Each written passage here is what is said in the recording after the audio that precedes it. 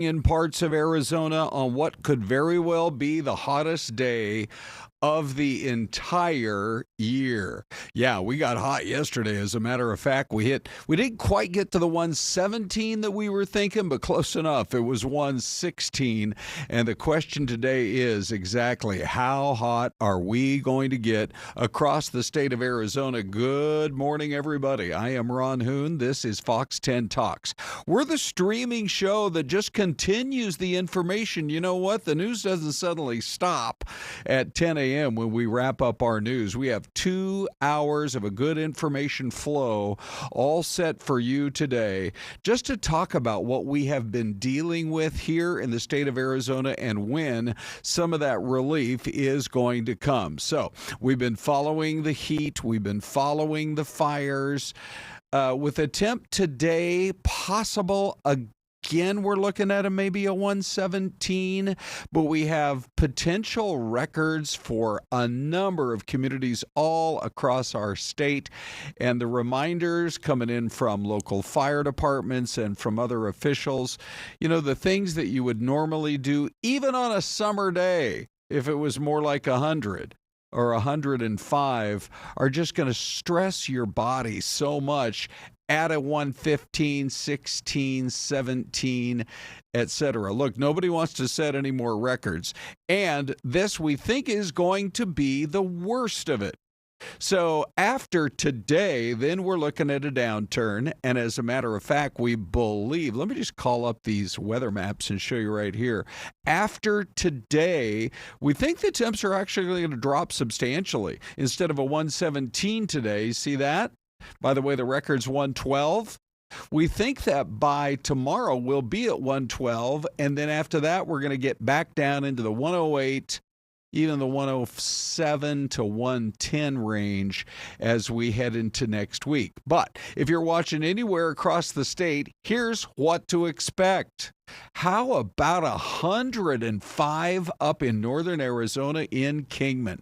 That would smash that record. Well, at least it would get it by 1 full point. Flagstaff, they don't want to be in the 90s. That's for sure. They like life in the 80s all summer long, even maybe a few days in the 70s, but they're looking at 90 today. The record would be 92. So let's just look real quick at some of the other communities. You got Window Rock right there. They won't set a record, but they'll be warm. Show Low could very well set a record. Just keep one thing in mind.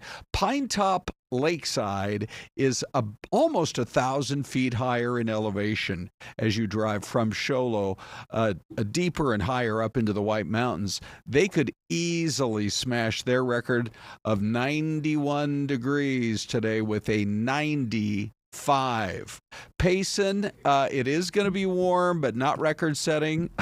By the way, the record for this day in Payson, 102. They'll still be toasty at 98. And one more. How about Prescott? I mean, basically, we're looking for any place you can go to kind of cool down. Prescott is looking at 95 today, and they will not break a record. That is 98. So, anyhow, we've got a lot of folks on this morning. Look at Robert Jones just saying good morning. And Angela is saying, hey, could you just get us down to about 100, please? Matter of fact, Jen's Wall is on right now saying, yeah, 93 last night was cool. We did not have much of a cool off overnight. This is what happens when we really get into the thick of both the monsoon, which, by the way, the clouds this morning were beautiful and spectacular and honestly kind of a relief to see the clouds, but that acts like insulation. Celeste joins us well this morning. And Celeste, I know you've been tracking it as well. Yeah. I was hopeful when I saw those monsoon clouds today, but actually, get this. One of our photojournalists was out driving around this morning and spotted rain. Really? Where was this? 7th Avenue and Osborne. Oh, right up the street. Now, this is why it's so hard to do the weather in this town. It's dry pretty much everywhere, but they got just a little bit of rain at 7th Ave and Osborne, and hallelujah for that. Was he standing underneath the tree? Right, I know. Because I don't know that many people who would have experienced it. But there were lots of clouds in the sky. Yeah. And it just made it so nice. Yeah, no kidding. All right, so Celeste, I've got these weather maps called up. Are you able to lock in with some of your weather maps as well on your computer, on your laptop? I am. Just give me one quick minute, Ron. It's just setting up right now. Yeah. Where do you sit on the heat, Ron? What is too hot for you? Oh, gosh.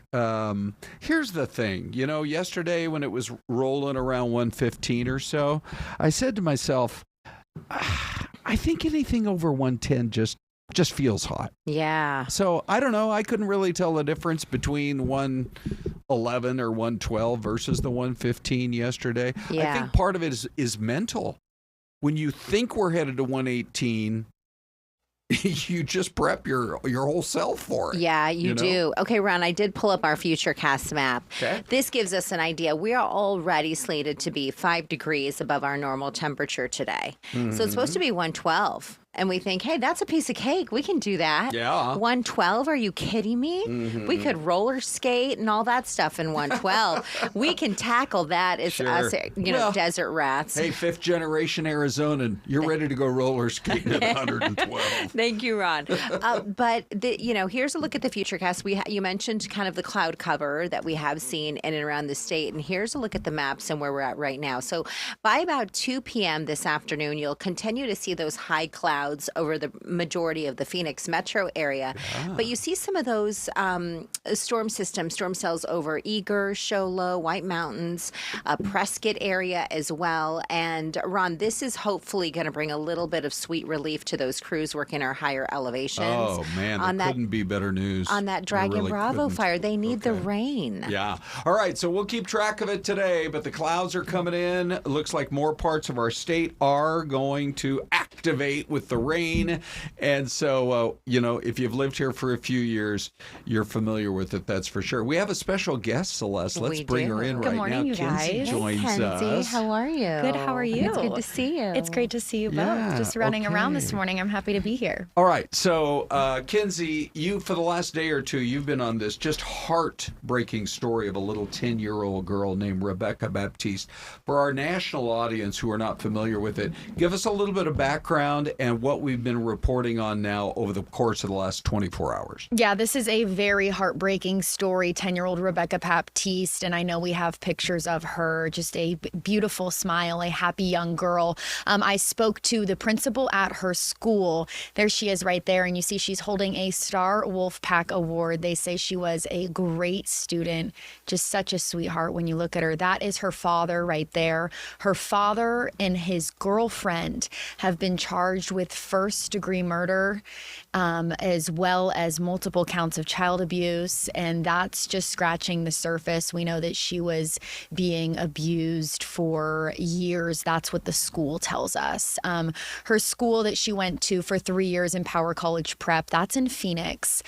They had made 12 It's so hard to look at these pictures. Go ahead. To the Department of Child Safety over 4 years. 12. Wow. 12. And that, I think, is what's so heartbreaking for so many people to hear. Yeah. The school tried to do everything that they could to help this girl. Yeah. Right. I mean, and if just some of the sound from the principal, I mean, the kids showed up to school with bruises, even strangulation marks on their necks sometimes. And so people knew this was happening, but it wasn't enough to save her before it was You've been covering this story for a few days. Ron just mentioned that. You've had a little bit of time to look into the police reports and maybe talk to people surrounding the case. People may be wondering, where is the biological mother in all this? Yeah, the biological mom has not been in the picture from the beginning. Yeah. I was able to comb through court paperworks yesterday that the mother on the mother's side, the grandmother, Yeah. She tried to get grandparent visitation rights in 2024 to see her and pick her up from school, all those kinds of things. The case was dismissed. There's a lot of holes here. It's in also the timeline. in the timelines, yes, because the girl, she went to this school for 3 years, and 12 reports over that time. Yeah, so that I think was what is just so hard. And she was found, and this is mainly being investigated by the Apache County Sheriff's Office because that's where they were this summer. Up in Holbrook. Yes, up in Holbrook, Arizona. So but very normally far. they live here, and that's where she goes to school. They allegedly, from the school, what they know. I mean, she was enrolled in school this last valley. spring in Right. Phoenix. Down in Phoenix, and so we think they moved there. One of the questions in the chat, Brandy, the bookworm, is asking, what about her sibling? Has she been placed someplace safe? Do we know yet? Yes. For protection of the kids, we're not saying much on that, but it was disclosed in court that her siblings are in DCS custody. Okay, so they were removed from the home. Well, that makes sense. Yeah. The dad is in Apache County Jail still right now, and the girlfriend. And I don't know how much you can share on this as well, but you can read it online and some of the reports. But it wasn't just the strangulation marks. When she was taken to the hospital, the details of what she looked like were heartbreaking. Yeah, a lot of that stuff we just can't get into right now, but we are following this story and doing as much research as we can. We have plans to go out to Apache County. Okay. There is just so many stories we're learning from the principal and school director. I mean, look at her smile. The girl, they say she loved school. She showed up with a smile on her face every day. She won, that award right there, the Star Wolfpack Award. And she's missed a lot by that school. And they are very vocal in feeling that DCS failed this little girl. So you are going to stay on the story. You are going to travel up to the Holbrook area. There's a lot more to learn, sounds like. A lot. Yeah. And justice for this little girl. Yeah, for sure. Okay. Kenzie, thank you for all your work on this story. Thank you. Yeah, it's heartbreaking, but thanks, guys. Okay, that is one that we are going to stay on, that's for sure. And we'll check in with Kenzie maybe after you get a chance to get up to that Holbrook area as well. I'm sure that's a community in shock as well, right? As well as very us right small here area, in the valley, Okay, time for a break here on Fox 10 Talks. And we're going to roll the mystery cam for you right now. You know why? Because you've got that good-looking shopping strip center mall over there, Celeste. Strip mall? Okay, fine. Or shopping center. You got the Dollar Tree as the anchor tenant. I love a good Dollar Tree. And I'm trying to see who the guy is on the billboard. We're always looking for clues. Where do you think that is? We'll be right back.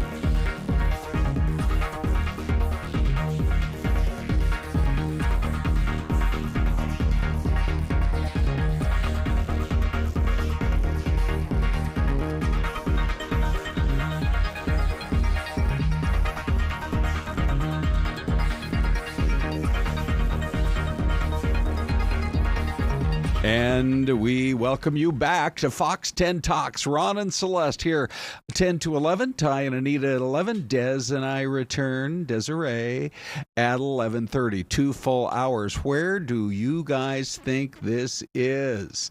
So I like Dave and Jen's wall, Celeste. Both of them in North Carolina. Mm-hmm. And we have D. Ong with Tucson LOL. This is like a continuing show. It's DeYoung and Melinda, correct, who are constantly coming through. I mean, this could potentially be a Nogales with those green rolling hills. Paul Humphrey is in with a West Virginia. I really do like that guess. I was thinking somewhere in that Virginia, West Virginia, Pennsylvania area. Celeste, you seen any other guesses? So I'm going to side here this morning. Okay. With, I believe, Eric. Okay. He says Missouri. Okay. Look towards the bottom of the screen. Oh, and here's a clue. Do you see that flag? Celeste will tell you how to play this game. Okay, go. Yeah. And what so is it? Is that the flag of Missouri? Well, I don't know, but I mean, that's your big clue, right? I'm guessing. Now, over there to the right, at first I was hoping that was a Perkins Cake and Steak. Do they still have Perkins Cake and Steaks? I don't know. But now I can see it's more of a bank because, look, they got a bank clock. Oh, so Perkins we need Bank. more Perkins Cakes and Steaks.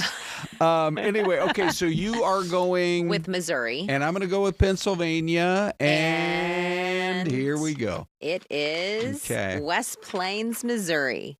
Really? Yeah, West Plains, Missouri. Wow. I got to give a big kudos to Eric, though, because he was like, I see a hint in the image. Oh, is that right? Yes. Okay. And then he said, I see a flag. Oh, nice. And so you had to spot out the flag. Did you ever in the newspaper, at the end, was it Hocus Pocus or Hocus Focus? Oh, yeah. Remember those? Yeah, the 6 clues that are different in the I two used photos. to love that game. I know. So great. Yeah. And then it all got replaced by Wordle. I know. We all play Wordle now, we right? Do. Okay. Do you play Wordle, Robert? Yeah. By the way, that is the voice of Robert Stieve, who is our guest. Coming up in about 2 minutes now, we're going to be talking about the latest issue of Arizona Highways magazine. A couple of other news stories to get to first, because, I mean, on this crash that happened, you don't want to get a report that the power is out when you're on a record-setting day, but that is what happened late in the day yesterday. You see those long shadows, and there's the power pole. Now we know it was about 150 homes that lost power after the crash. This is at about 7th Avenue and Hatcher up in that Sunny Slope area, but the power was off for hours. I think if the AC's not cranking, it probably only takes a few minutes before you feel it. Oh, absolutely. Right? And then, it's affecting your sleep. It was just, they went many, many hours without air conditioning. Yeah, I know it. Okay. Well, I mean, we got power poles we got to deal with, and they're still trying to investigate the crash. But when it comes to that crash, nobody was seriously hurt. The main thing was that people did lose power.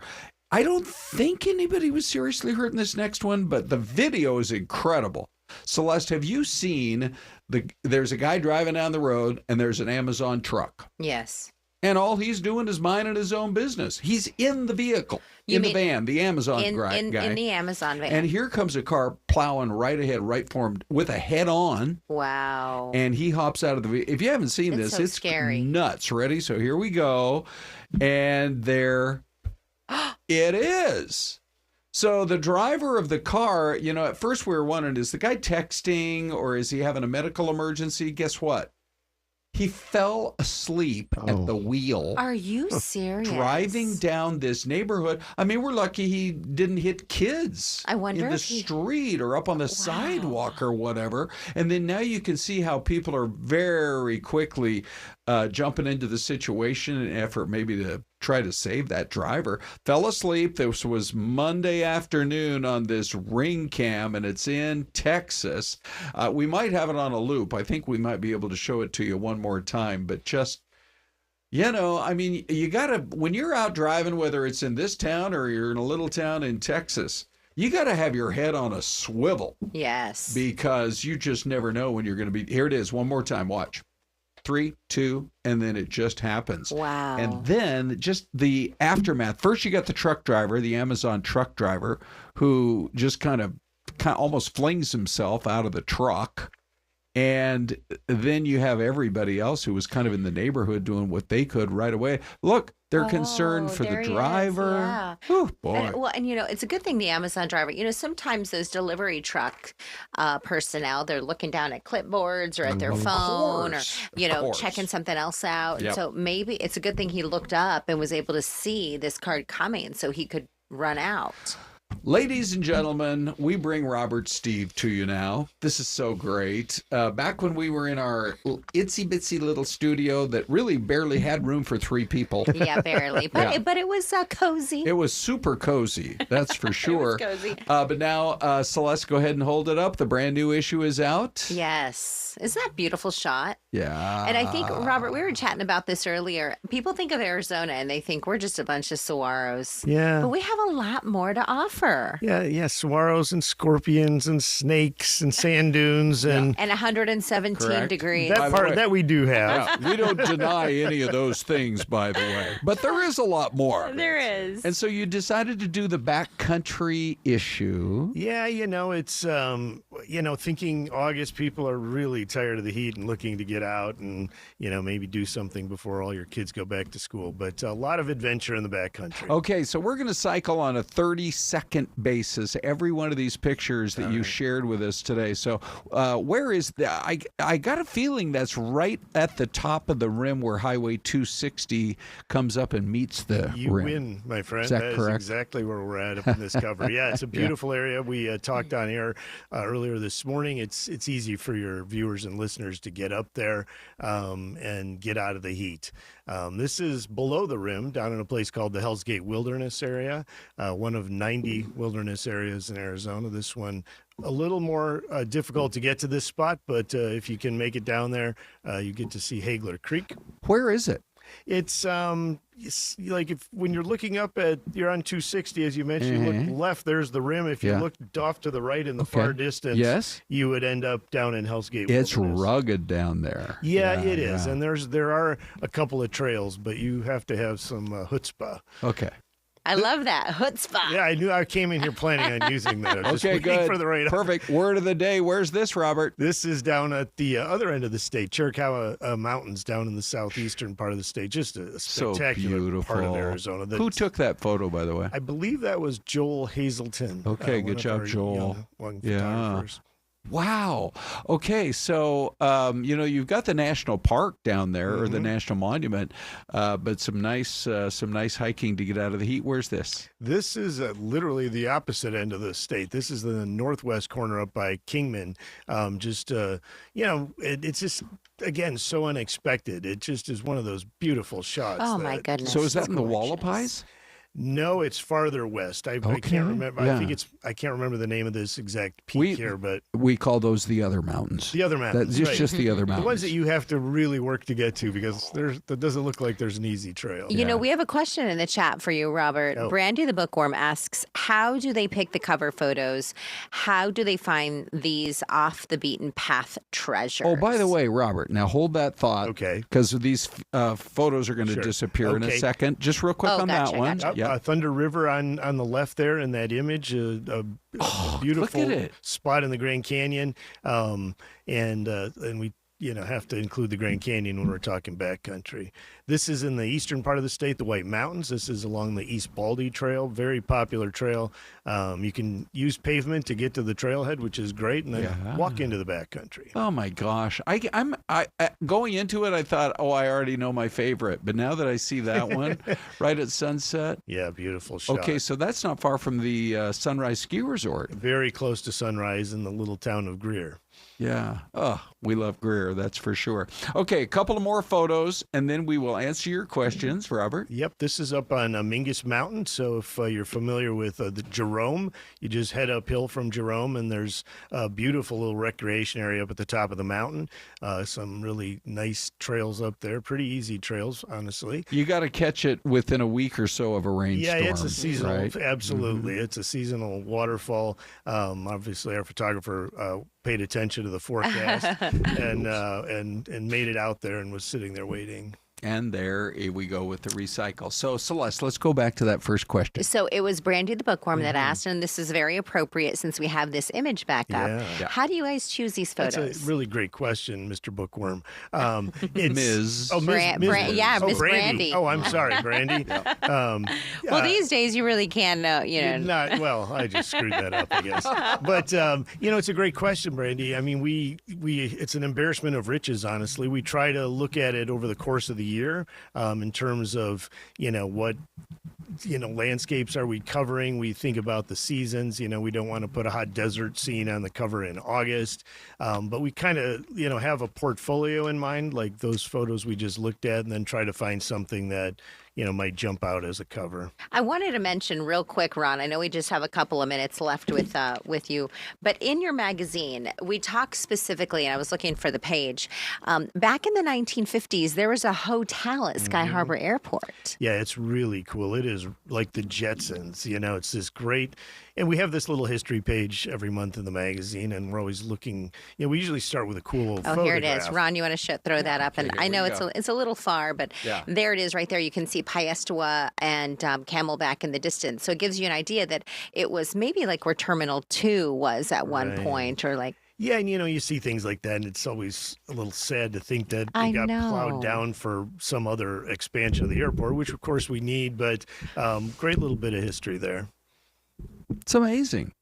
Don't tell me it got paved over for a parking lot. Do not tell me. Mitchell's but I got still a singing feeling about This it. might be where the West Economy lot was built, Could Ron. be, but wouldn't it have been cool to have stayed in that place? Oh my goodness, it's so great. Walk across the tarmac, hop on your plane, and go off to wherever you had to go. Great stories, I think, of like early days of the Valley, really kind of like it probably was a boom town then too. By the way, are you able to give us a preview of the next month or two? What else are you guys working on? Oh, that's a good question. In September, we have more beautiful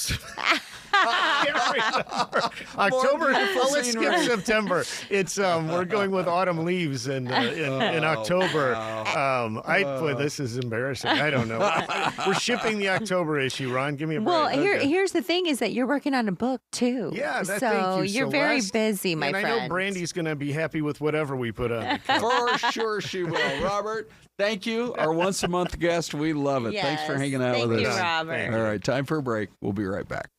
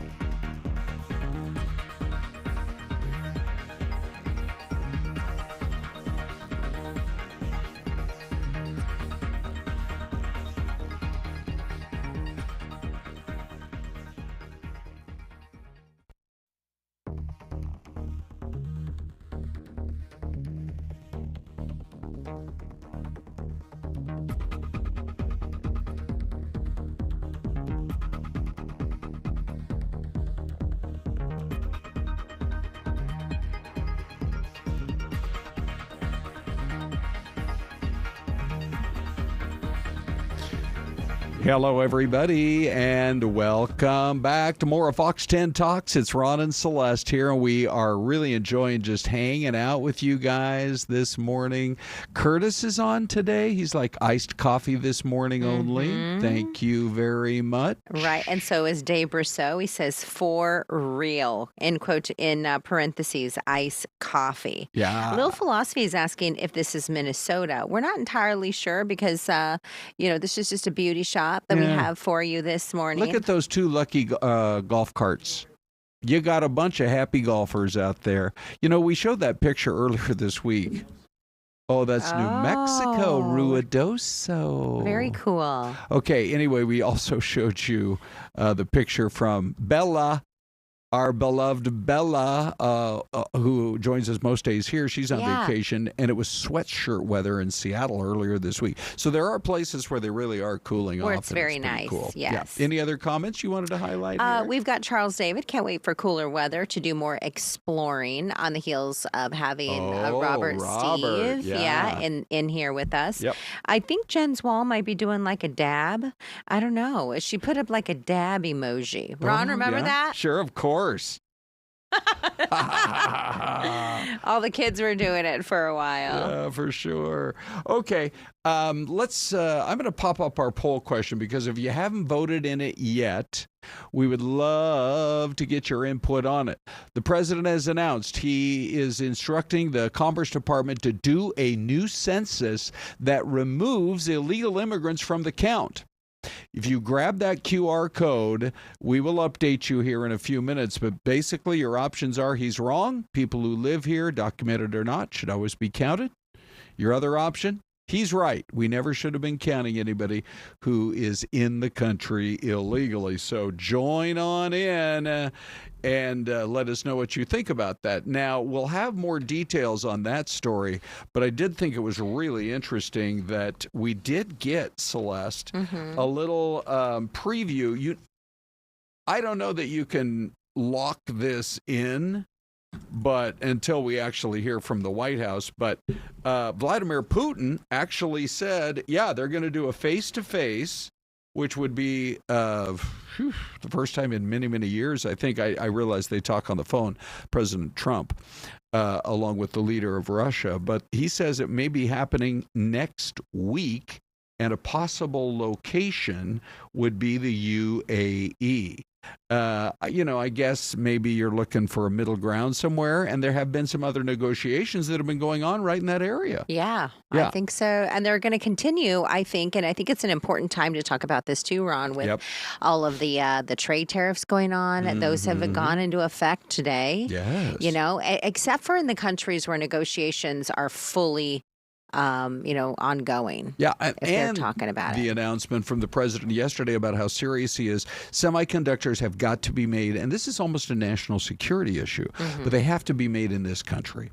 And so companies that have been making it overseas, look at TSMC. Yeah. Their commitment to build, I believe it's going to be the largest chip making facility in the world, right here in the valley on the north end of town, is just paying off for them like crazy because, as the president announced yesterday, you want to make your chips out of the country, 100% tariff. You want to build here, get going, build your factory. You still won't have a tariff as long as we know for sure that you're coming to our country and bringing those jobs here. Well, and I think you mentioned the company up in the northwest part of the valley, and we think, okay, well, maybe it's just going to add jobs, but there's a ripple effect because then Sky Harbor has announced more flights to Taiwan. Yes, and then you have homes that are being built up there near the chip manufacturing plant. Oh, yeah. So you see, it's not just a company coming to the valley or locating in some state around the country, but there's a ripple effect of the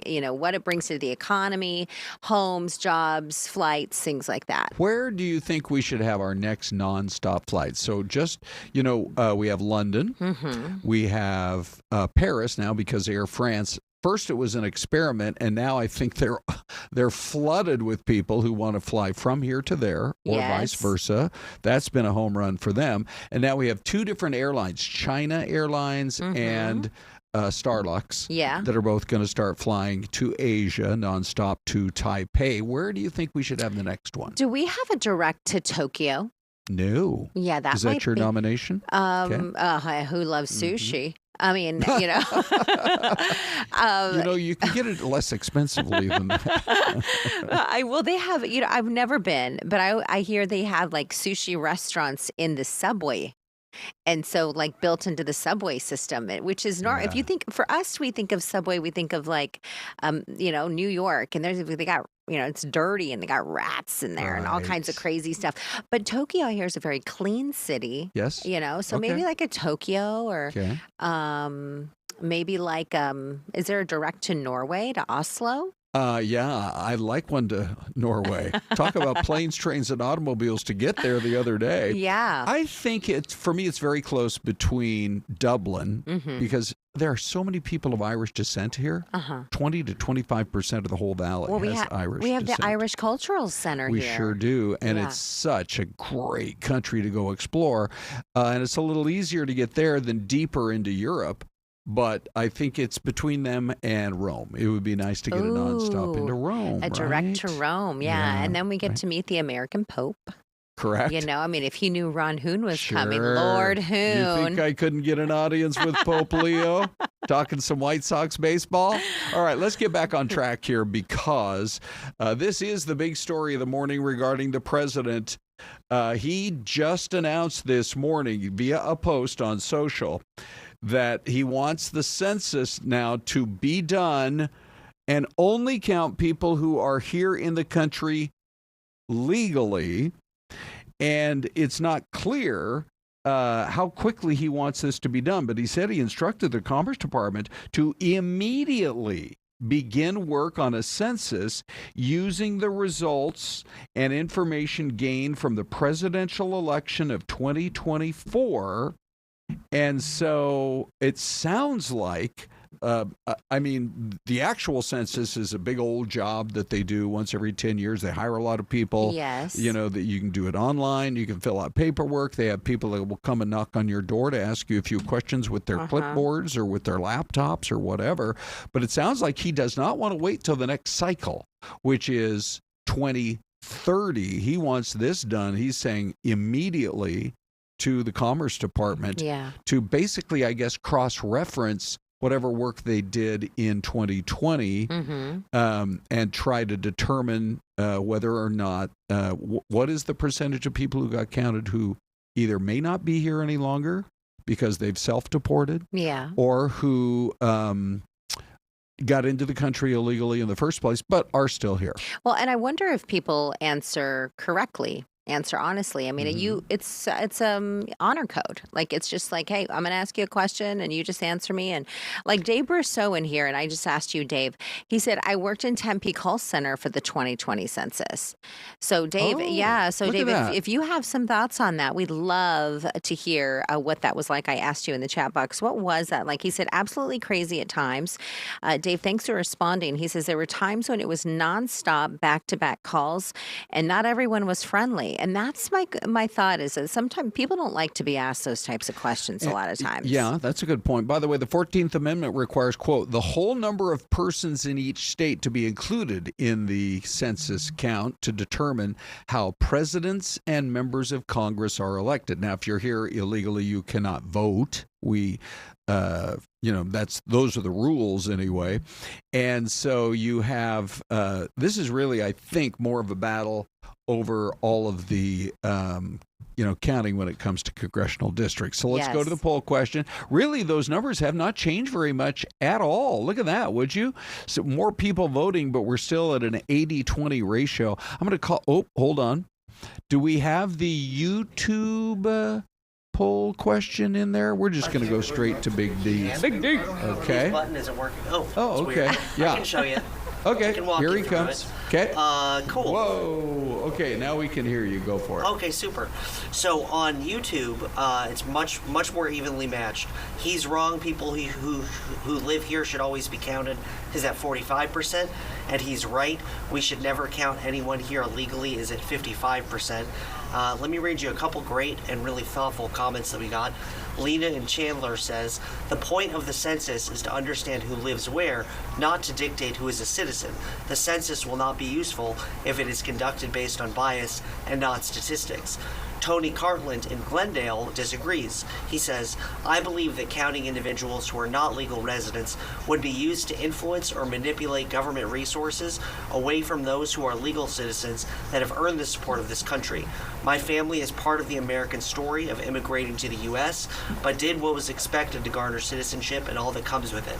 I think that counting those without legal status that are counted impact the distribution of resources and negatively affect government representation for those who have not earned that right. Very thoughtful, amazing comments, guys. Keep them up. Keep the engagement up. We love hearing from you. Okay. Big D with the really interesting remarks right there. And it's always thoughtful. And that's why we encourage you to vote at either poll, because sometimes the numbers come out a little bit different. Celeste, while we have Dave on the line, Yeah. did you hear about this story in New York where there's a bookstore that it's a used bookstore, if you bring in 5 books that you've already read, Okay. they will exchange those 5 books for a jar of pickles. Oh, what So, type of pickles? I'm hoping it's your gherkins variety, but Wow. it could be kosher. Wow. It could be sweet pickles. I don't know. I am actually down with that. The question, why? Well, the owners say the bookstore is located in the Lower East Side, which is known as the Pickle District. Nice. So Dave and I were chatting about this earlier, and I just thought, well, we've got a little bit of time with Big D. Oh, it's called Sweet Pickle Books. There you go. That's the name of the, and they're in the Lower East Side. That is cool. What are you reading, Dave? You got any summer reads for us? I'm on the phone with engineering, but Oh, okay, never mind. Yes. Let me go to Yes. Celeste first here. That sounds like a good book. Hang on the if phone you've with got one. engineering. You got a summer suggestion, Celeste? Right.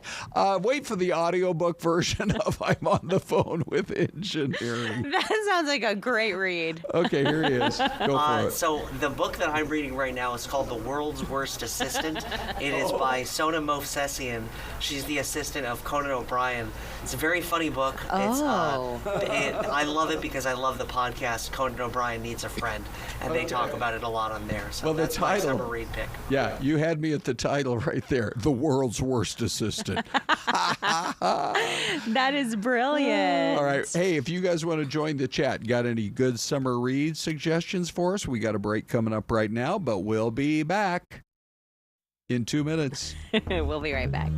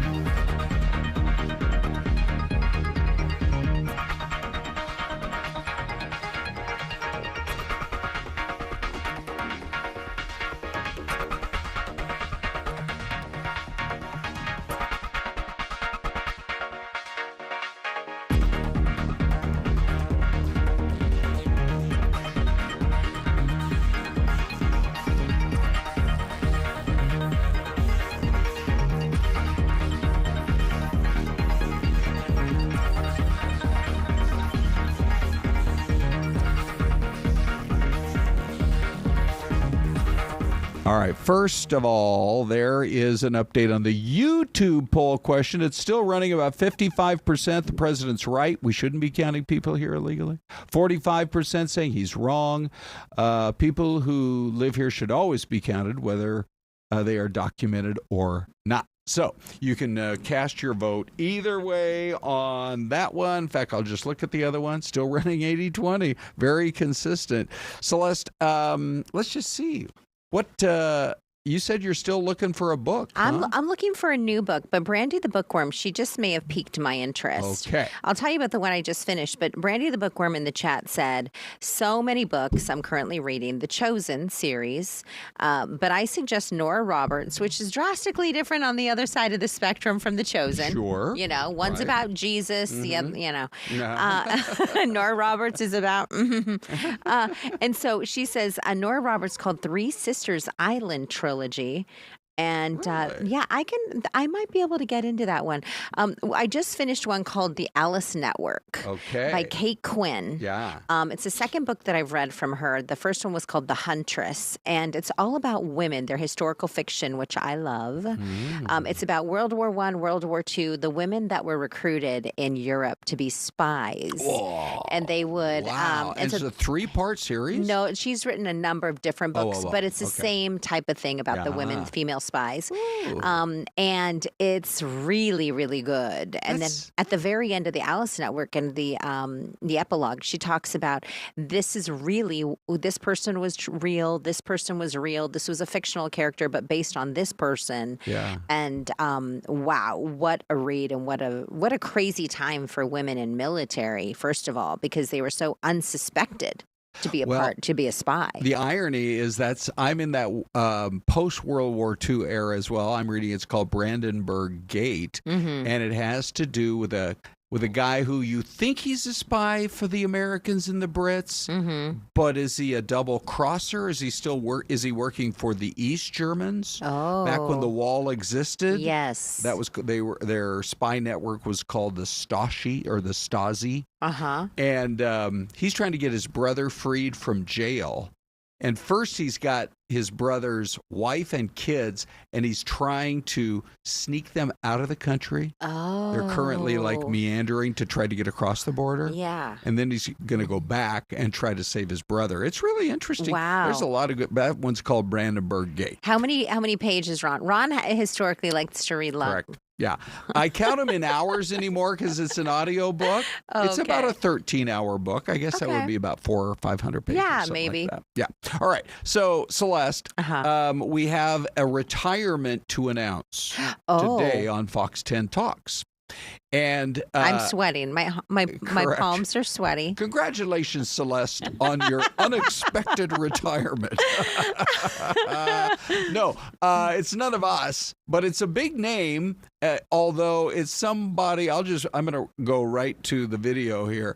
You can totally understand. Imagine if you got yourself stuck up in space for months and months and months, and you're like, let me off this spaceship. I want to get home. Right. So there's Butch right there, just announced.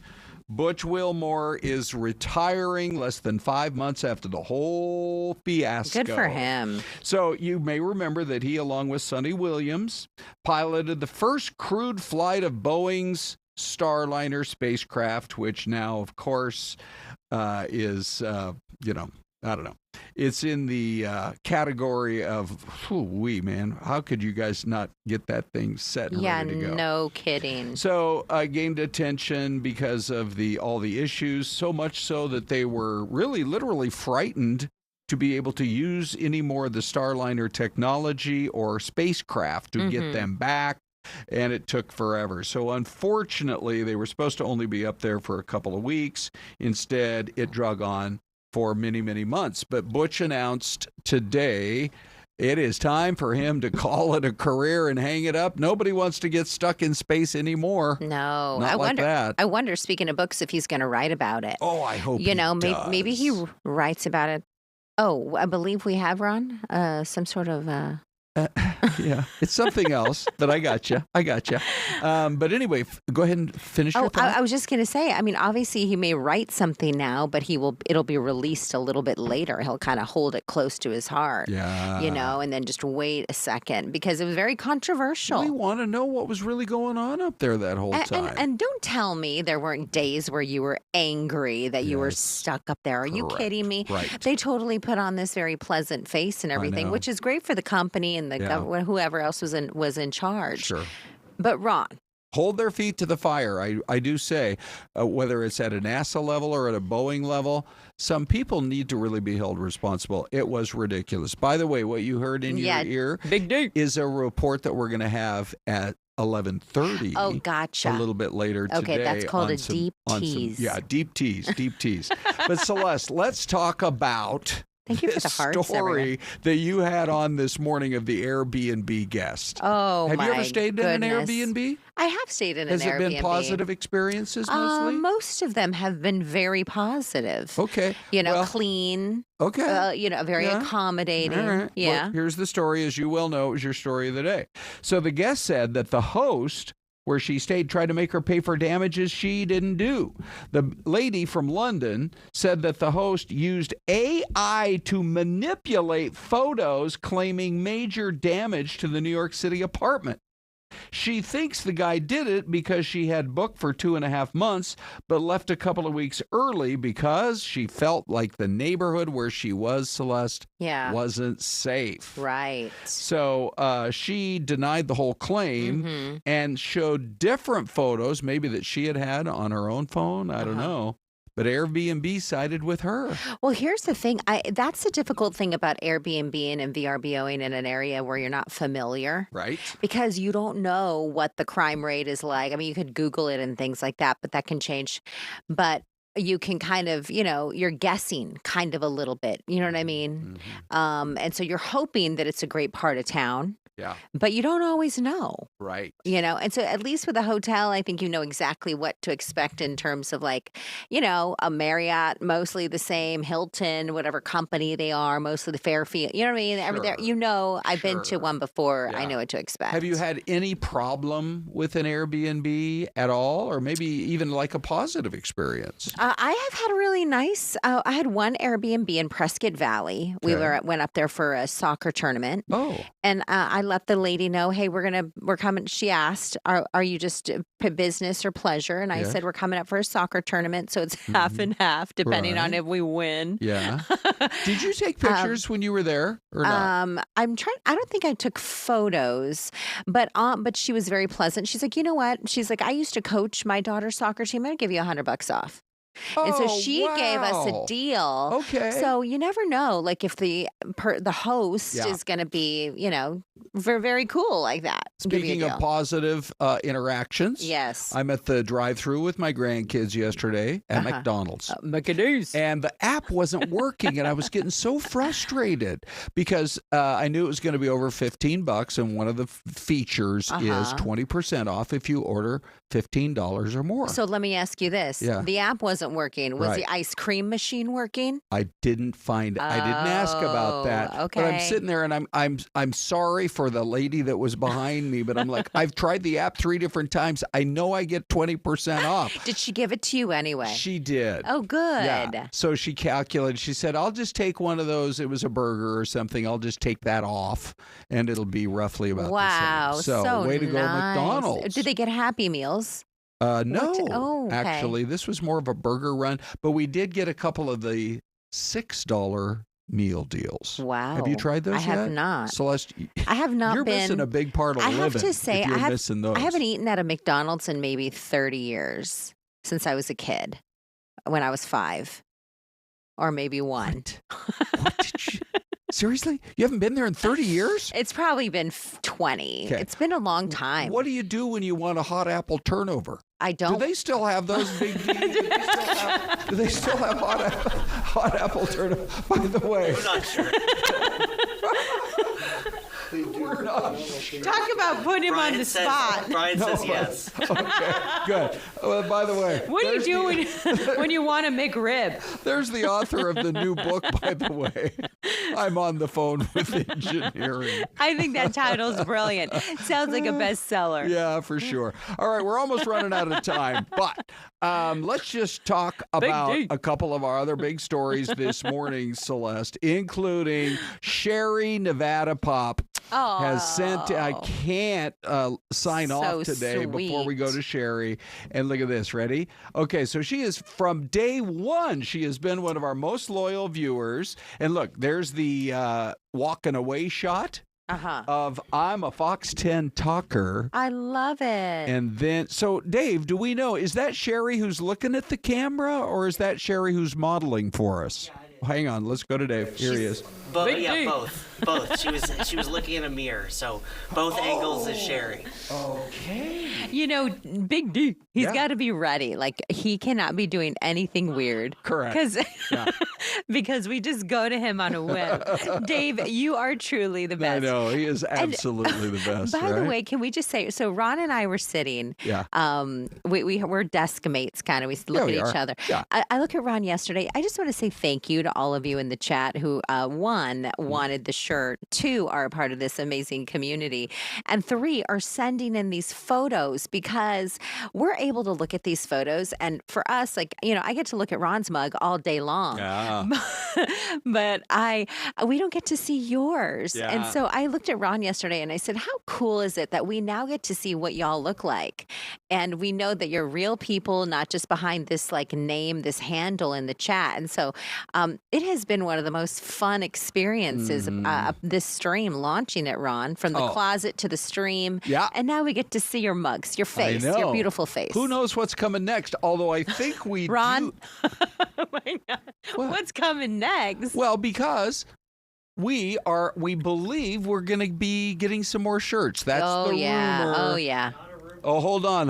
It's Here he is. confirmed. Oh, here. What's that, Big D? Confirmed. Okay. Our general manager just talked to our marketing manager today. Oh. New shirts are on the way. So we'll keep you posted about the next giveaway. That's the newest chapter, Ron. Yeah, are we New shirts are on the way. Okay, right? Yeah. That's going to be like chapter 47 in Dave's hefty book on his career. I'm on the phone with engineering. Anyway, we got to get out of here. You know what? Ty and Anita are coming up in about 2 minutes. Des and I will be here at 11:30. We hope you'll hang out with us for the whole next hour. Have a great day, everyone.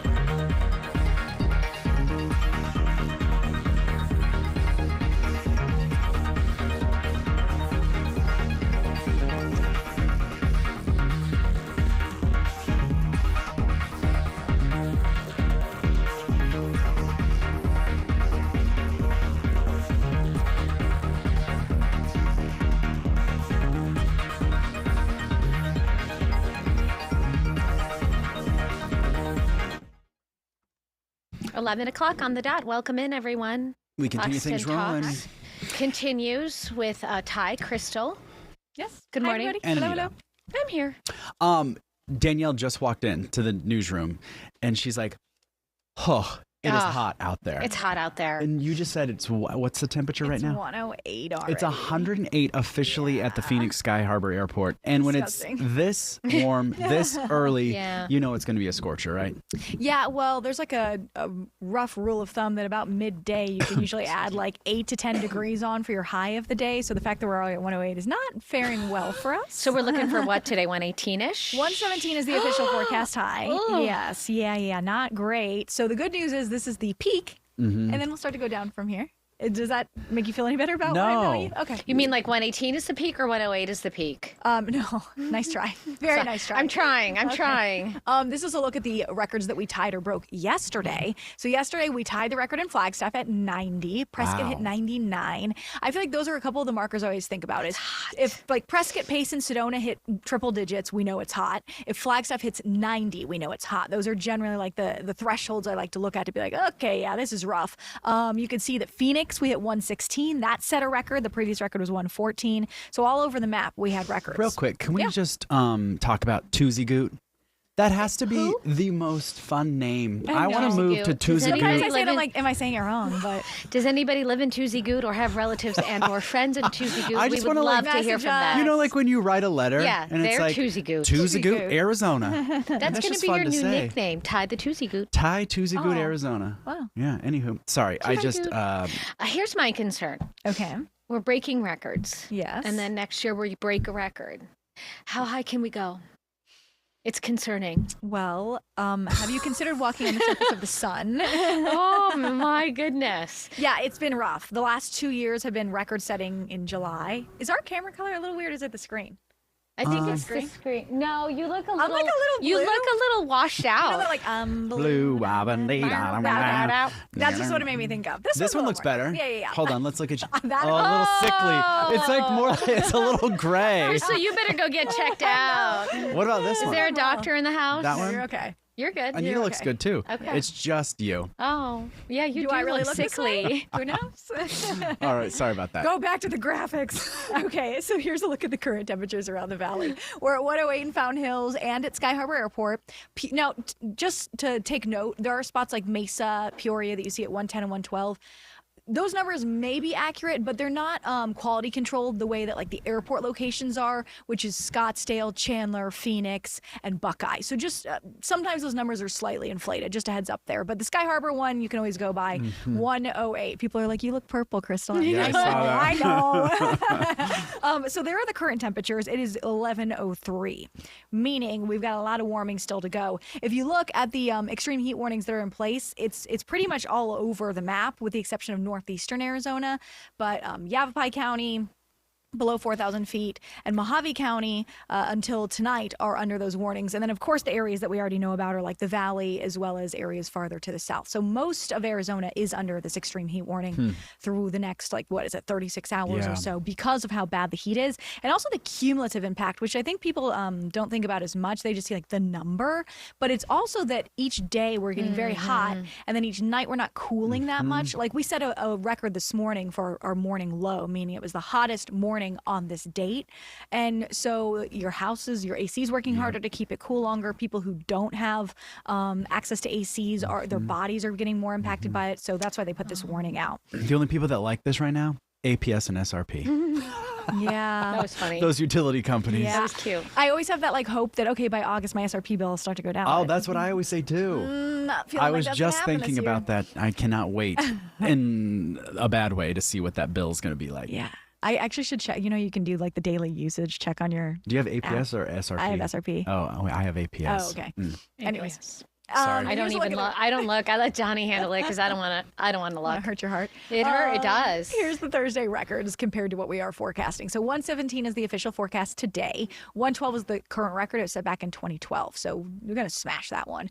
Casa Grande looks like we will be very close to breaking it. Shola looks like it'll very likely break it. Sedona's going to be close. The forecast is like 102.3 in that territory. And then Kingman tie or break as well. But even spots that don't break are pretty close. Payson 100, 90 in Flagstaff, just all across the map. It looks just very hot day ahead of us, guys. Right. Sherry Wolf is in Prescott, so I would love to hear from her to see how it feels. I know we've got that temp, but how does it feel? Are you walking outside saying it's hot? Sherry Nevada Pup says, I love that it's 10 to 15 degrees cooler here in Kingman. Sherry's bragging.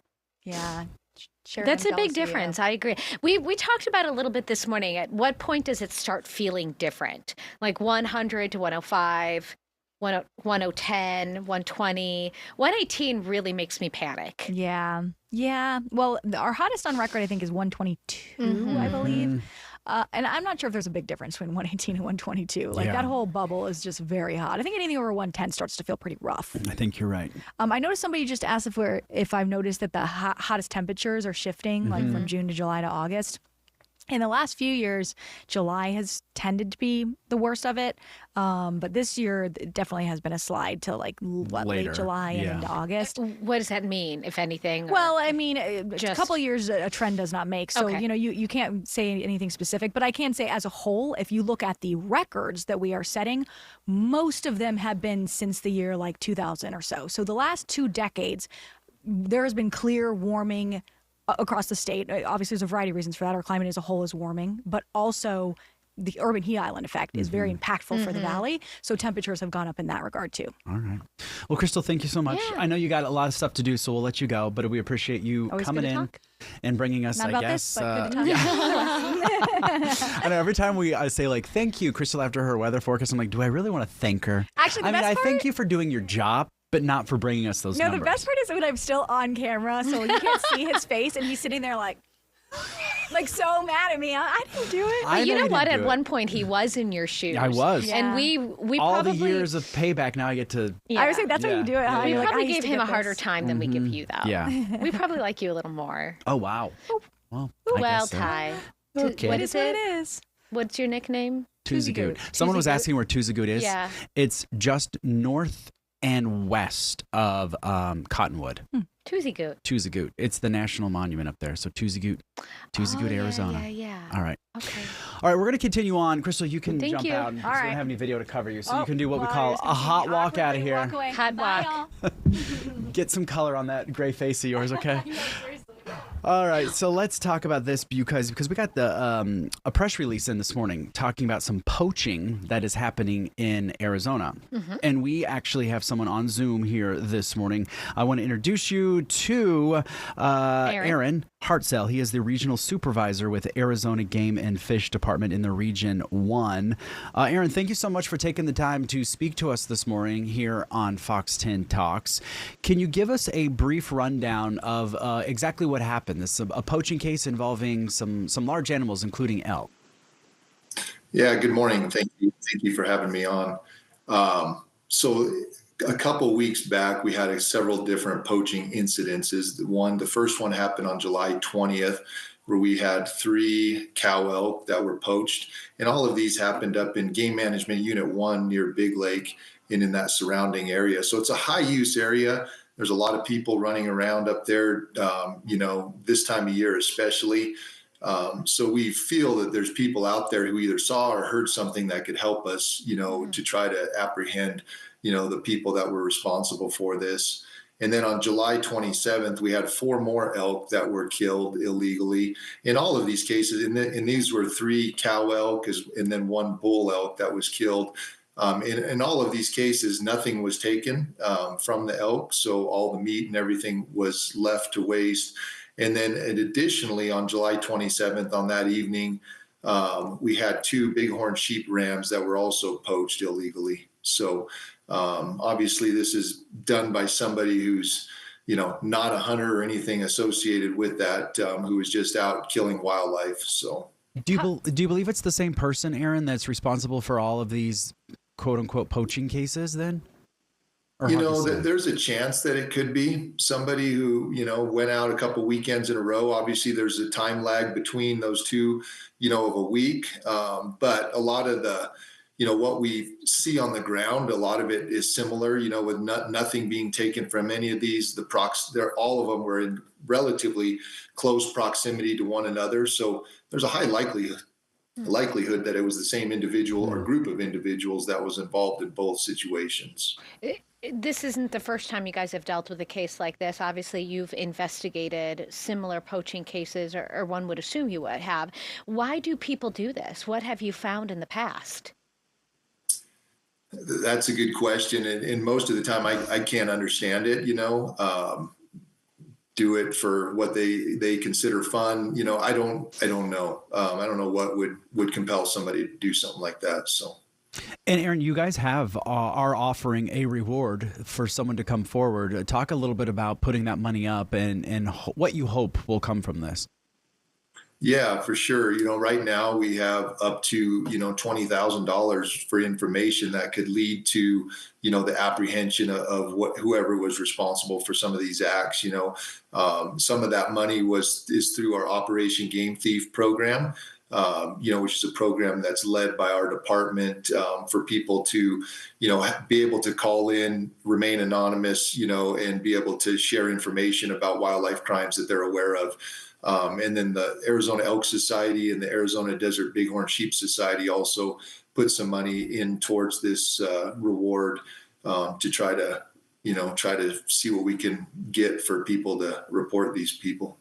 Aaron, we have a question from one of our viewers asking, is someone trying to help the predators up there, possibly the gray wolves? I don't think so. That doesn't seem like something that could happen. Not to say that, who knows what goes through people's minds, when this happens. But I would say likely that wasn't the scenario. All right, Aaron, we have just about a minute left. Can you give us kind of the area in which people can report this? And again, they can remain anonymous if they want, right? Oh, for sure. Yeah. So if they call our Operation Game Thief line, they can call that at 1-800-352-0700. And then there's a specific case number that they can refer to, which is 25-002276. But if they don't have that, if they can just, verbally, say what they know and that it's related to this case up by, outside of Pine Top or up by Big Lake. And then we can either follow up with them or, whatever the information is. So. All right. Well, we do appreciate your time. Yeah. Thank you, Aaron. Yeah. Thank you. All right. So we are going to take a quick break, but coming up, we have our tech specialist here. I would say our social media specialist. Yeah, as well. That too. Yeah. Jeff is very savvy. But Instagram unveiled a new feature, and it's got some privacy concerns. So we're going to talk about that in 2 minutes after the break. Stay with us.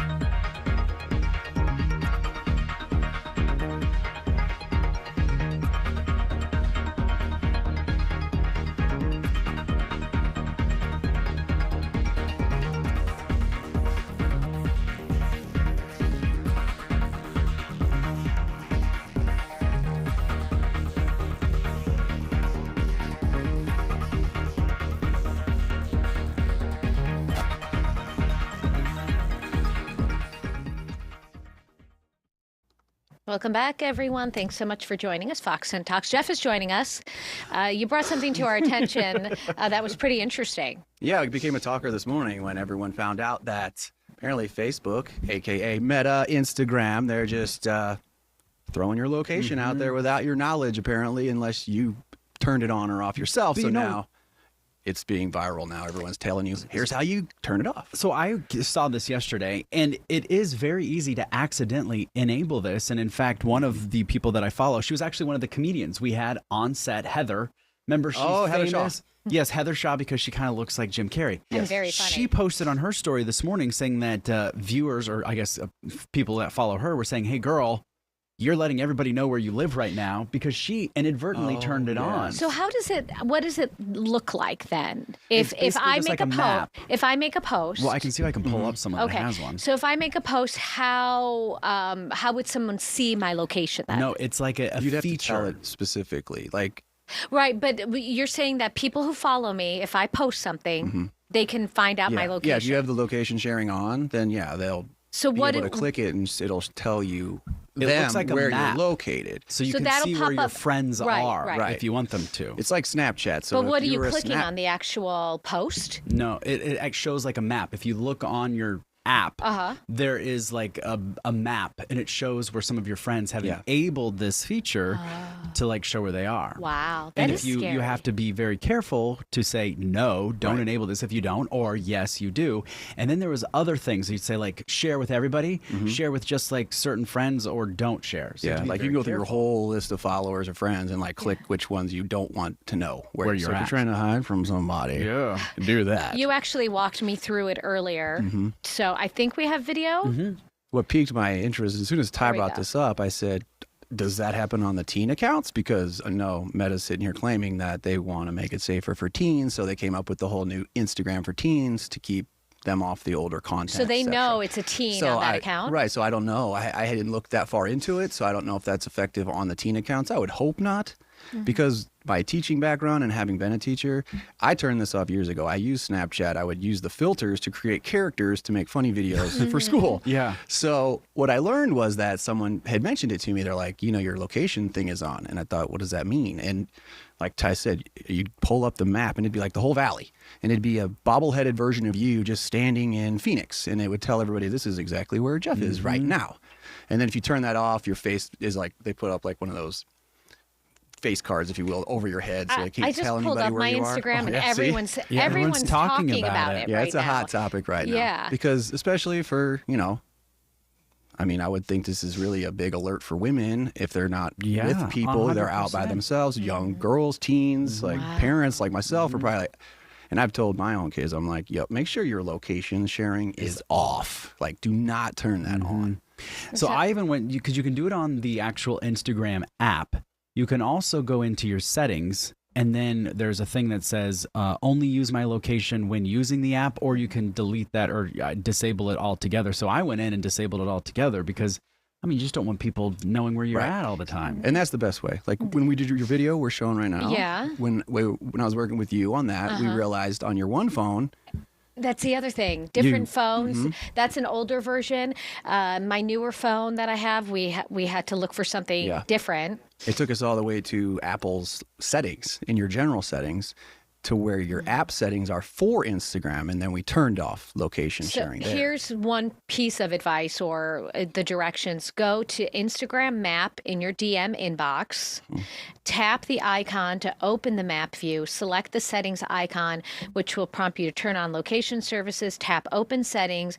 Once your phone settings app, choose never to stop sharing your location. Yeah, I've got some friends, like I'm just looking right now, Really? and you can see where my friends are right now.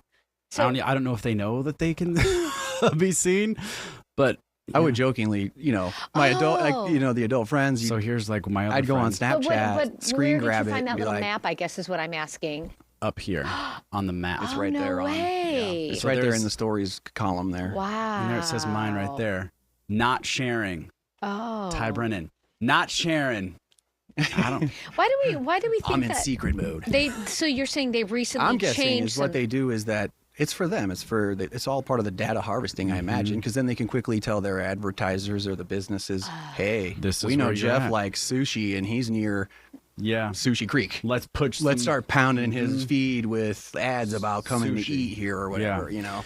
That's just my guess. That's my best guess because, like, you know, we're sitting here talking about it and you open up your feed and now you have constant videos about that same thing. So you can go into settings too to kind of double whammy just to make sure that you're not there. So you can search for Instagram, you open it, and then it will bring all this up and it says location. Okay. And you can put never while using the app or always. So you can always go to never or only while using the app. And Facebook is similar since they're owned by the same company. Yeah.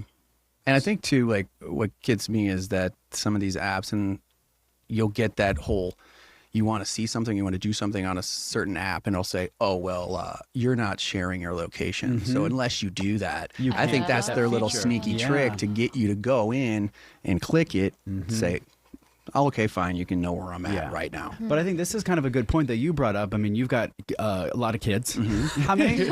There's a few. There's combined 8 all there. Yeah, but that's I mean, I think that's important kind of safety aspect. I mean, a lot of these kids use this obviously to communicate with each other, and you might not want them to have their location out there broadcast 24/7. Totally. I mean, with my boys, most of them being boys, the daughters, they're older now, 22, 21, 20. They're right in the range, 22 and 20. Yeah, sorry. But all the boys are always together like little packs of wolves. So you're like, I tell them, don't share if you're just chilling at the park with your buddies. You don't know who's going to show up. And like I said, as a teacher, that was I would bark that in class. I would say, look, from experience working in our industry, don't let the world know where you and your girlfriends are hanging out at the park. Just don't do that. So it's so different from when we grew up, right, you guys? I mean, I remember stranger danger, and you were taught to don't take the candy from the van.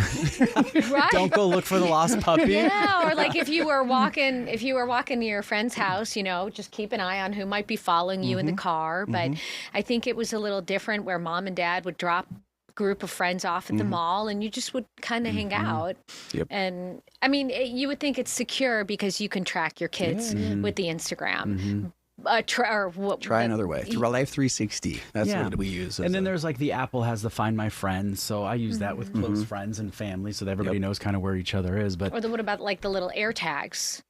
You can use those too. No. If you'd like. I don't. Apple says they're not for tracking people. But if you slip one in your son's pocket, or someone slips one in your bag and you don't know it, and that's my I'm on this one here. I'm like, I avoid the air tags. I think so. Anyway, it's just kind of an FYI.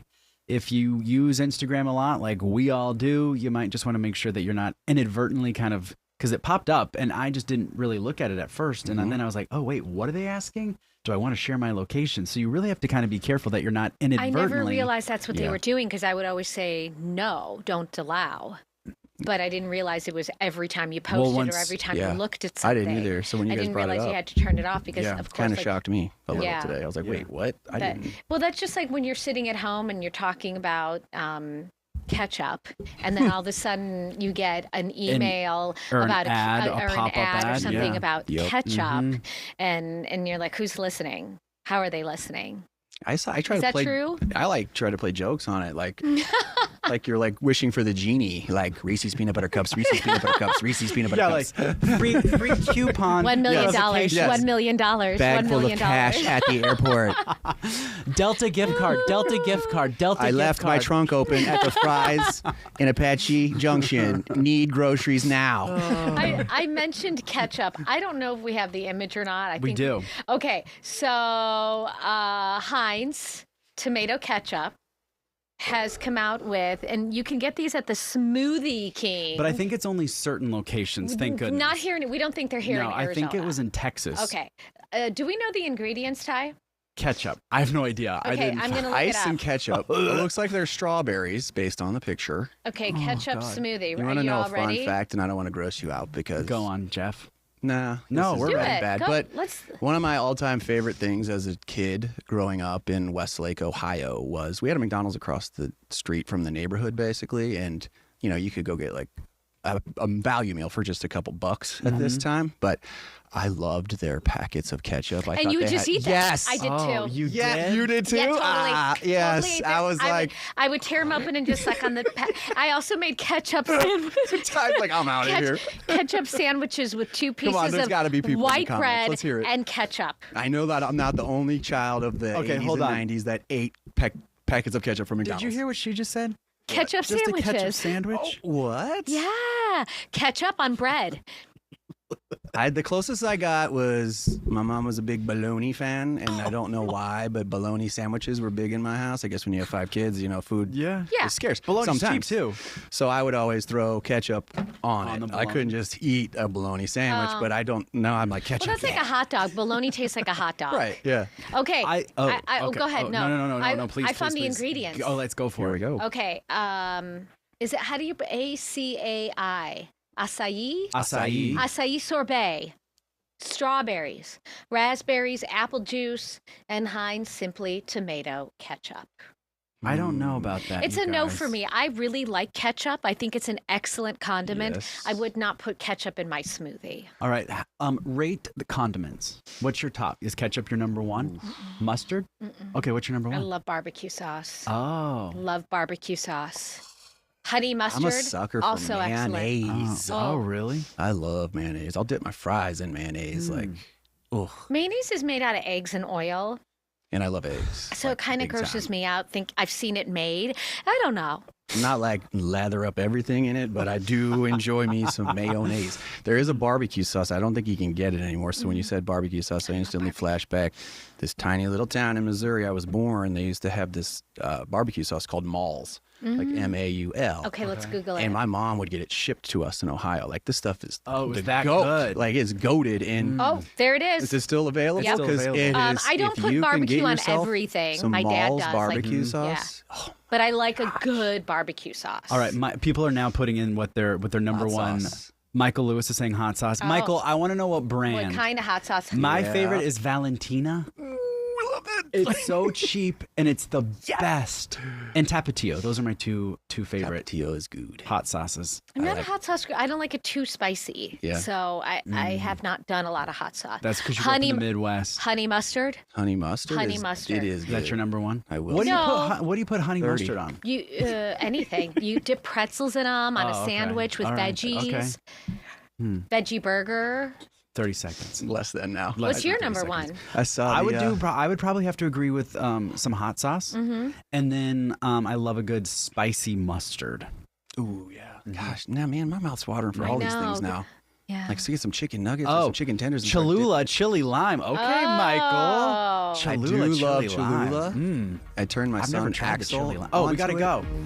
go. We'll be back tomorrow. sorry. And then Des and Ron are on their way.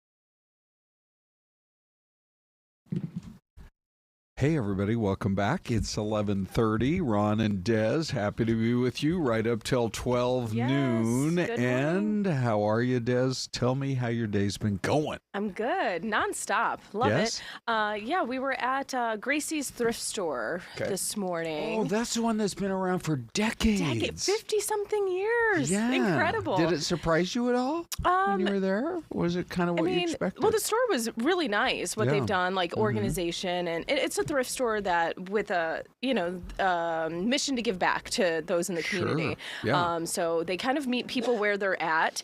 Obviously, if you can afford to shop, that's great. But if you can't, they'll help you out, sometimes even on the spot. So it's really cool what they're doing. Check them out.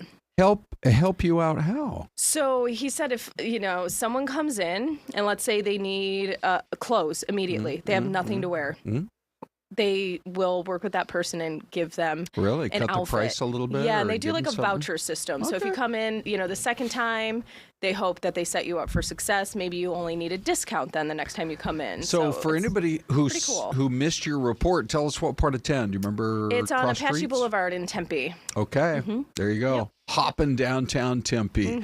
Well, welcome everybody. This is Fox 10 Talks. We go 2 straight hours every day now from 10 a.m. sharp right till 12 noon. We always love when we get a chance to visit with Justin Lum. Justin is going to join, believe it or not, he's going to join us today to talk about a different case than Lori Vallow Daybell, which of course has been your beat for a very long time, Justin. But tell us the story that you're on today and what do you want to share? So for about a week now, we have been reporting on the tragic case of 16-year-old Zariah Dodge. She was the pregnant teen who ran away from a surprise group home on the night of July 4th. She was found shot to death at Maryview Park in West Phoenix several hours later. And it took nearly a month to have her officially identified, to even get her age right. In the press release by Phoenix PD, they had initially described her as a woman in her 20s. She's 16 years old, as I said. You're looking at the suspect, 36-year-old Jarrell Davis, the father of her unborn child, and 18-year-old Jacree James Gillette. Police believe these two men conspired with each other to kill her. And now we have a lot of information. The probable cause statement that just came out, we were able to obtain it yesterday. Actually, shout out to George Obie, our executive producer, who went to court and got that. And so now we have the timeline of what happened. Surveillance video captured her walking out of this group home with this 18-year-old and getting in a Chevy Equinox on that night. She had told the staff she was going for a walk. She wasn't. She wanted to hang out with this guy.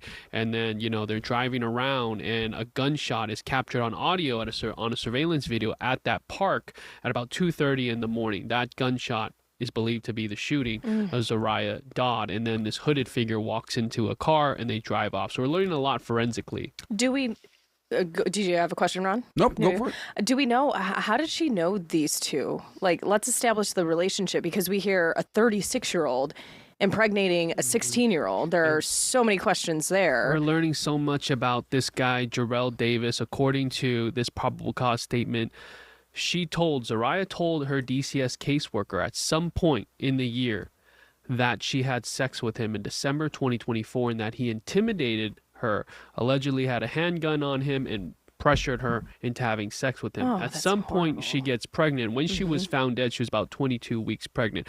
So they had, and now in the charging documents, the allegation of sexual misconduct with the minor, prosecutors believe that this could go far back as December 2023. Wow. She had just turned 15 years old.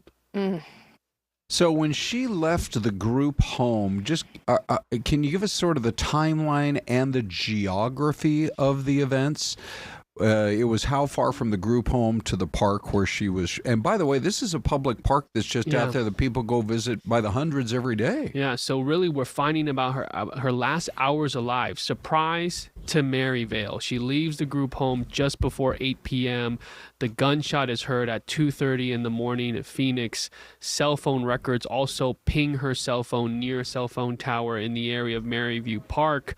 And then it was turned off and it turns back on later near the residence of this suspect where he lives 3 to 4 miles away. Now, the 18-year-old, according to police, confessed to the murder and says that Jarrell, the older man, his big bro, not blood related, ordered him to shoot her or they would both be killed. Right there at That's the when park? They were dropped off. The teens were dropped off. Yeah. And Jarrell, according to police, says he went to a friend's, left him there, and then picks him up and tells police that Jacree, the 18-year-old there, confessed to the murder, but he was ordered to do so, according to this 18-year-old. Right. Yeah. Wow. Yeah. And the another question, the relationship dynamic here. In these two, I mean, you got a 36-year-old friends with a 18-year-old as well. What's the relationship there? Just friends? Like, how do these two She referred come to him know as each other? baby's father. She was afraid of him. Had told the DCS caseworker. No, even the two suspects here. Oh, what the is two that how connection? they're connected, friends. Friends. That's what, are family friends. Okay. But the DCS caseworker was also told that Jarrell was described as a gang member who supplied her with marijuana to smoke and would get her high as well. Now, just so everyone knows, if you haven't followed this case, and we have our investigations playlist, you can see all of our reports on this so far. When Jarrell Davis was arrested on July 15th for a different charge for having weapons he's not supposed to have, he was found with a 17-year-old girl who was also missing at the time. She's now safe with her mom, but he had been with her for about a year as well. In 2008, he pled guilty to child abuse because he impregnated a 14-year-old. He was 19 at the time. So there's this pattern of him being with young girls, having sexual relations, at least in 2007 to 2008 when he was younger, but this other teen girl that was found with him. And actually, according to documents, this 17-year-old was at his apartment where he allegedly said, I have to go take care of something that night of July 4th. And that led to the shooting of Zariah Dodd. Do we know in the charging documents, have we learned what did he hold over the teenager to force him to do this in the first place? Apparently, it's just fear. That's what we're learning. That according to Jacree James Gillette, he said, you kill her or I'm going to kill you both. That's what he's saying, and he confessed to that shooting.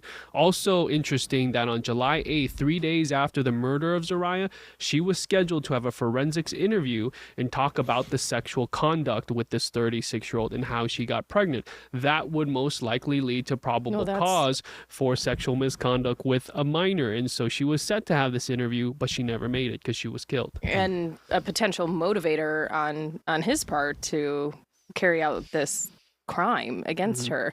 And I don't know if what else is in the charging documents that might be surprising, but my initial question too is, how does DCS become involved in this case to begin with?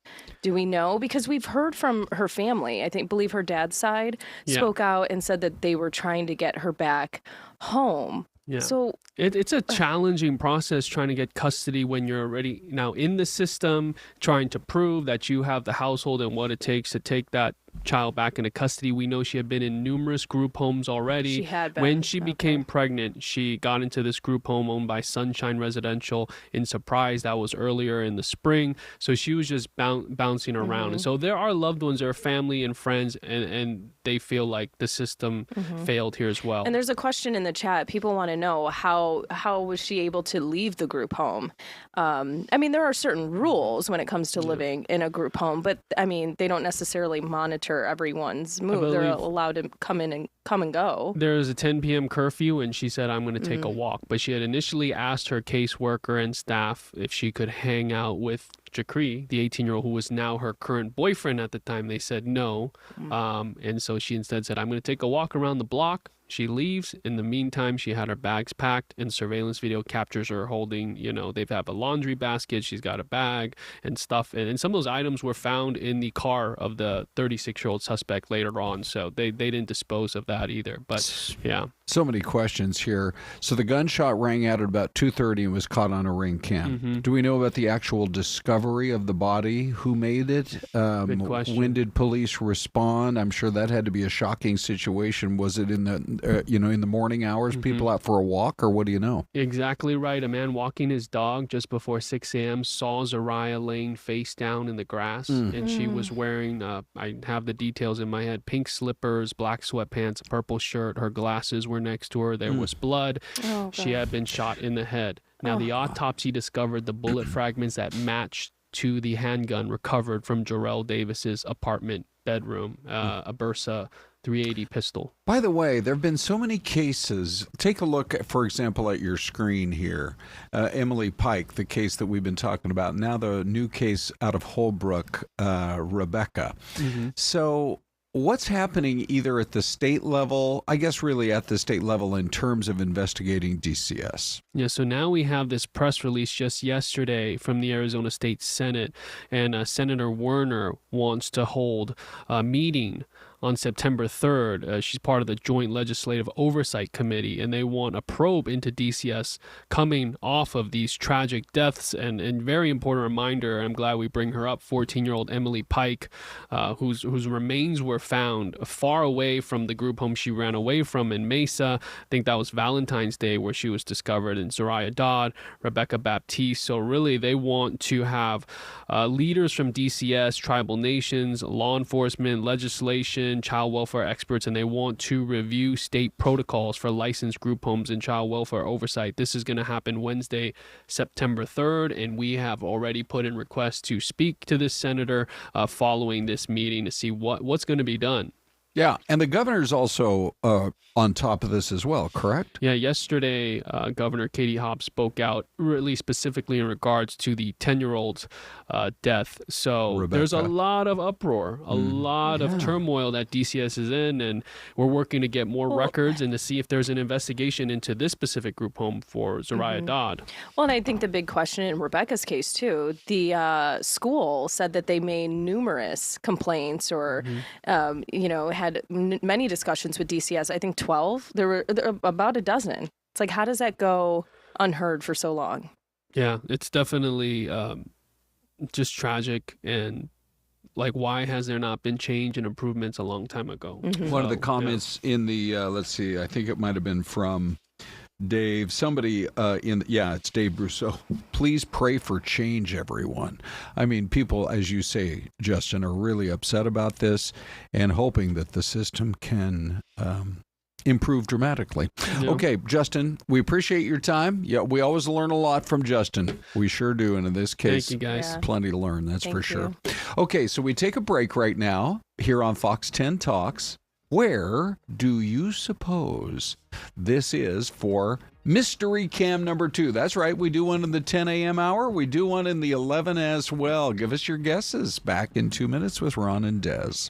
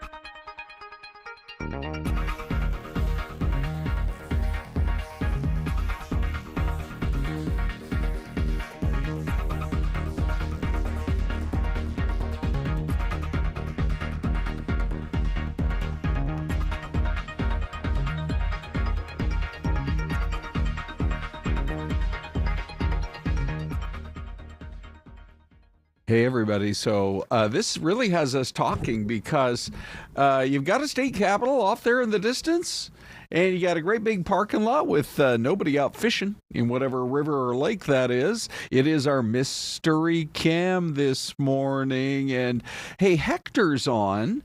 He's one of our newer commenters, and he is guessing Annapolis, Maryland. Let's see. What else are we seeing there, Des? I see Linda. Very loyal Linda Monterth out there in the Gila Valley, out in Safford and Thatcher. She's saying maybe in Iowa. And, Des Moines. Did you say Little Massachusetts? Yeah. Let's see. What else are we? Annapolis, Maryland? Yeah, I like Annapolis as a possibility. Sherry Nevada Pup is thinking it might be Little Rock, Arkansas. And Little Philosophy says Massachusetts. Okay, Des, we are going to go ahead and let you reveal. So what's your guess? Who are you going to go with? I like Massachusetts. Okay. That sounds good. Where are you leaning? Oh, man, it's driving me crazy here because the capital is far enough away from the water. If it was Nashville, there'd be taller buildings around. I think maybe. Oh, yeah. It doesn't look like Nashville. I like Jen's wall with Mississippi, Jackson, Mississippi. So I'll go. All right, let's see. I'll go with that. Jackson? And here comes our answer. What do you got? Manitowoc?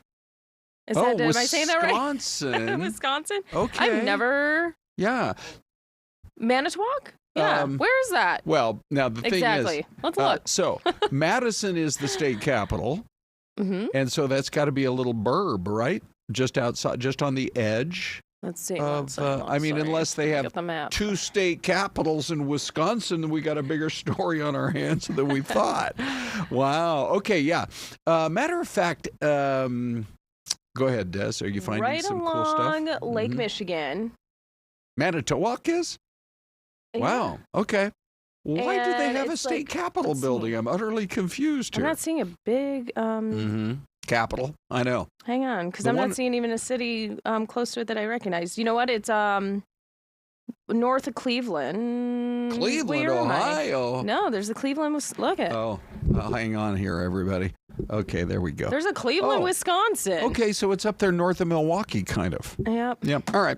Well, we're as confused as you are. I know. I am. I need to do marine research on Manitowoc. I just wonder, Des, if people were a little. I don't know if they were confused, if they were more miffed over what happened late yesterday through the late afternoon and evening hours and even into this morning with United Airlines. Now, they said it was some kind of a technical issue, and I almost refuse to use the word glitch, because a glitch is when I'll go to you show no mercy to these airlines. Well, yeah. A glitch is when I go to the Dave cam. You caught him. Right? And we don't have, and I didn't mean to, right? Or I punch up the wrong video. That's a glitch. That's a little glitch. When you have thousands of people who are stuck on hot airplanes because they're shutting down their operations at airports with no answers as to what's going on, that's more than a glitch. That's like a major, major issue that impacts not only people's travel plans, but their health. I'll tell you what, they need to get it together. And we've had a lot of other incidents, right, on flights, it seems like, as of late. The percentage for error is generally low, but I mean, that's people's lives you are carrying in the sky. Yep. So. And you just cannot keep, in the summertime. Or baking on the tarmac. Yeah, in the summertime, you cannot keep people locked up on planes. Get them back to the airport. I don't care if it's only been 30 minutes. If it's starting to get hot on that plane, get them off. Anyway, here is a report from our sister station in Denver, because that's one of the big hubs for United. I guess they were pretty dramatically impacted as a result. So here is that report.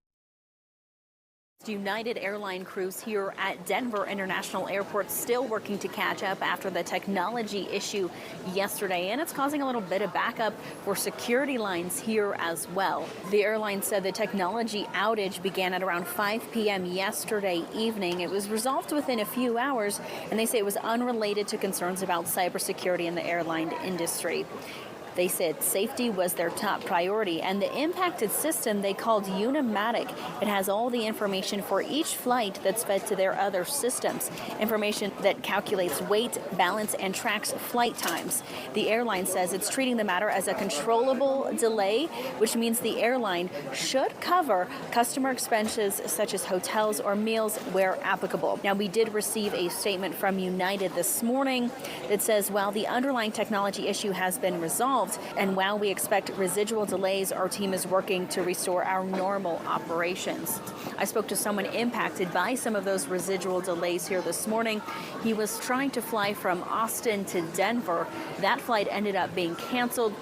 He ended up booking a pretty pricey flight on Frontier just to make his connection from Denver to Aspen. I think it's really hard to put trust in these airlines now when you might have a really important thing coming up and your flight just gets canceled randomly and there's no way to either make your flight, right? I was looking at options to rent a car from Texas to Colorado. I needed to make it here today and not tomorrow, so it's we definitely need to be helped. Security lines definitely still an issue out at DIA this morning. At Denver International Airport, I'm Carly Moore.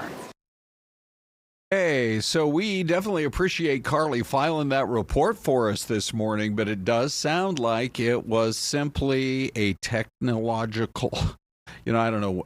I have no idea how this works. I do get that they try not to do these updates to their system or whatever. Generally, it happens kind of in the middle of the night. We still don't know technically what happened, but there were some flights at Sky Harbor that got canceled as a result. United does not have any kind of a big hub here. We're American and Southwest, and I think maybe a little more with the passing months with Delta as well. But still, people being impacted by the hundreds with canceled flights. I'm with you. They need to do better because we all know flight prices have increased drastically. Good point. We're paying more. How about you guys service better more? Exactly. Isn't that what all the extra money is for, right? Yeah. To make sure we get quality service? Yeah. So, I don't know. I mean, they warned us at the beginning of the summer, not this particular airline, but just people who were in the business saying, look, this is looking like it's going to be the busiest summer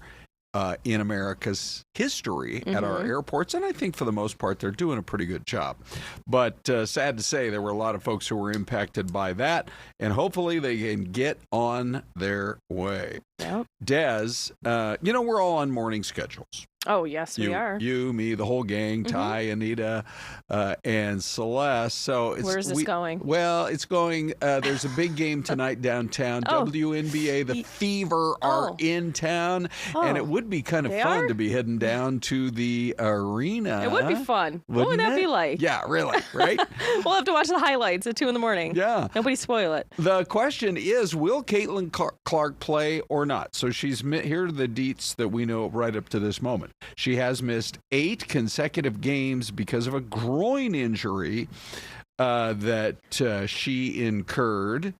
There's still no official time. By the way, that was when they beat the Connecticut Sun, but that was back on July 15th. She keeps getting injured in these games, and people buy their tickets a long time ahead of time, and they want to see her play, and they can't. Yeah, definitely a bummer, right? Because we know the attention that she's brought to women's basketball. Correct. It's been insane. But if there's one thing I know from professional athletes, they have the best of the best access to doctors, all the new tools and methods. So hopefully she's able to figure this out. I read a really interesting piece that said, okay, so she's new in the league, but this is like going beyond hazing. Some of these times that she gets injured, we've all seen the highlights. And the guy that was writing the piece said, I don't remember this happening to Michael Jordan in his first year or second year in the league. Nobody was going up putting those hard blocks on him and knocking him down, saying the league needs to do a better job to protect one of its superstars. Yeah, all of them. They all deserve, to have successful, healthy seasons. Yeah. So, right. Yeah. Okay. So right now we don't know. There's no official word. So if you bought your tickets and you're going to the game, we had the play-by-play guy on yesterday. He was fun. Braden? Yeah, he was good. Yeah. Yeah. But what he was talking about was a little insane. I can't believe people throwing the items onto the court. Don't throw anything. That's our next story right here, as a matter of fact, because we have an arrest. And it happened from right here in the Valley. So people have been throwing sex toys on the court during games. I don't know how this started or why it started. First of all, and why that item? People need to knock it off, correct? Mm-hmm. And why the WNBA? Correct. Like, stop. So it happened at the Mercury's game just a few nights ago. So this is Caden Lopez in his IA, as we call it in the business, in his initial appearance, facing both assault and disorderly conduct charges, Des. And here's part of the reason why. So you can't think that you can do something like that. Everybody's heightened. People are fed up with it, and they're paying attention. If they see somebody doing it, they're going to grab the guy. So police say he tried to throw an object on the court at the Mercs game against the Sun, but hit a 9-year-old girl and her uncle, who I don't know, maybe were a few rows further down or something like that. Mm-hmm. And he just apparently thought it was going to be some kind of a funny prank. But instead, now he's facing charges that could throw him behind bars. I mean, and he's 18. Yep. We say adult, but I think we all probably can understand you're still really a kid, when you think about your mental maturity. But why would you waste your experience going to the game trying to pull a prank? These pranks don't end well. Yes, They never do. Correct. It doesn't matter if you're 18. Try to think like a 35. Yeah, you're going to pay for a ticket, risk getting caught and getting kicked out, and that's exactly what happened. But now you're in even more trouble. You're facing charges. Hey, before we I'm sure his mom's not very proud. Before we say our goodbyes, I just want to give a shout out to one Mike Robinson, who was driving early this morning. He's on the super early morning shift. I think his day starts at around 3:30 in the morning. And he's on the 17 south of downtown, right around 7th Avenue. He's like, look how high that gusher is going up above the top of the light pole here. That's got to be 30 or 40 feet in the air. Yeah. So he's like, I'm a photojournalist. I'm going to hop on it. And he pulled over and he got us these great shots. We're told they got the water shut off by about 4:30. So it was going for a good 20 minutes or so. Yeah. Early this morning. I just think, no, don't waste the water. I know. We don't need to lose any of it. That's for sure. Mike probably thought, let me stand where I can catch some of this mist. It's hot out here. Man, it is hot today. Okay, so anyway, kudos to Mike. He's one of our great ones, that's for sure. Des, these half hours that we do together, man, do they go fast. Yeah, I like it. Uh-huh. I like what we got going on, but I don't like how short it is. Yeah, I know. All right, give us a couple more hours. We'll be back with more tomorrow. Fox 10 News at noon coming up.